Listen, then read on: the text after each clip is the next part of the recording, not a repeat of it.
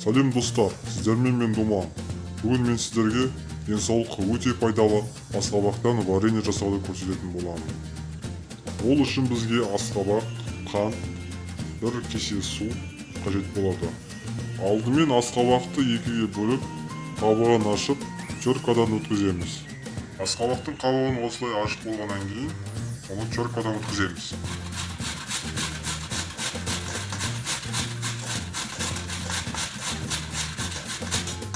Асқабағымызды теркадан өткізіп болдық. Яғни 1 келі асқабаққа 1 кесе қант және 1 кесе су қажет болады. Осылардың барлығын араластырып 10 минут қант езілгенше күтеміз.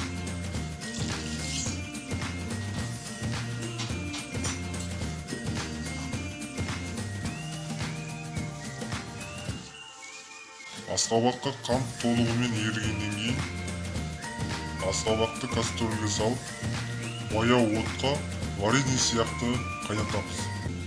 Достар, мінекей асқабақтан жасалған вареньеміз дайын болды. Осындай түсте болу керек. Енді асқабақтан жасалған вареньені банкаға құйып аламыз. Асқабақтан жасалған вареньені банкамызға құйып алдық. Достар, айта кететін жайт, вареньеміз суығаннан кейін тоңазытқышта болу керек. Видео ұнаса міндетті түрде менің каналыма жазылып, лайк басып мені қолдаңыздар.